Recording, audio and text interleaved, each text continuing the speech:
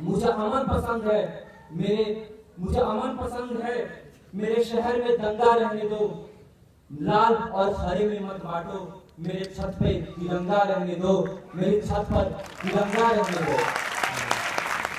दोस्तों, मेरी पहचान इतनी है कि मैं जन्म से हिंदू हूँ, लेकिन अगर बात मेरे भारत माँ की आन बान और शान की हुई तो मैं हिंदुस्तानी हूँ, एक हिंदुस्तानी और सिर्फ हिंदुस्तानी हूँ। मैं आज गणतंत्र दिवस के इस अवसर पर सारे शहीदों और उनके परिवार को नमन करता हूँ।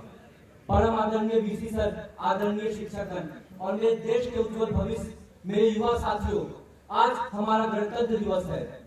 आज ही के दिन हमारे देश में संविधान लागू हुई थी।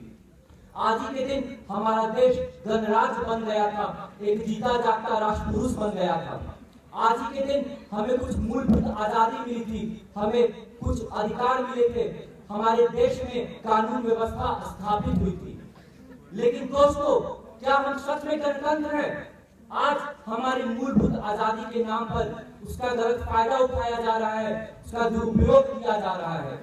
आज इन चंद पैसों में कानून व्यवस्था को खरीदा जा रहा है।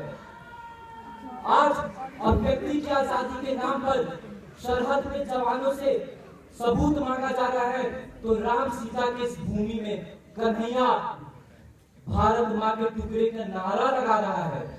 और ये सब इसलिए हो रहा है क्योंकि ये युवा पीढ़ी सोई हुई है। अरे उड़ जाता है अक्सर मेरी नींद, ये सोचकर कि सरहद पे बहा हर खून मेरे नींद के लिए था।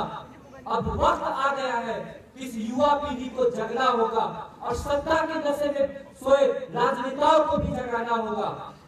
मिट्टी में मिला दो कि मैं जुदा हो नहीं सकता, अब इससे ज्यादा मैं तेरा हो नहीं सकता।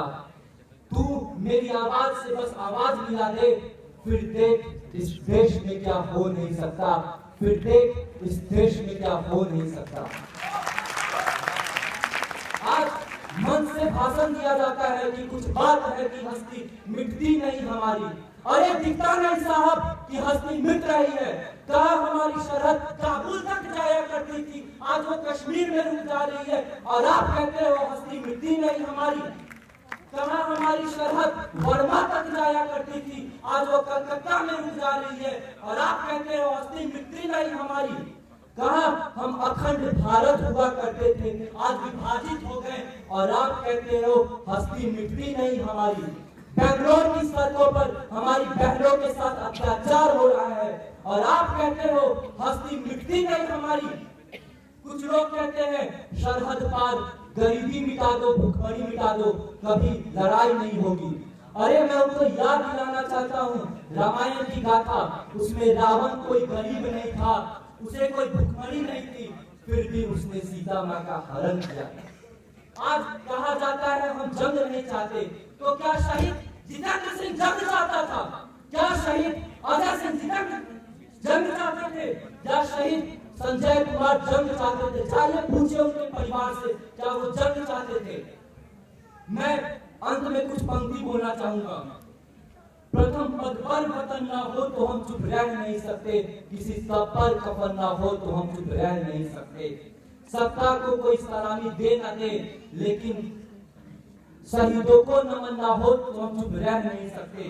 कलम की जिस्म भी चुप हो तो हम चुप रह नहीं सकते, कला की किस्म भी चुप हो तो हम चुप रह नहीं सकते।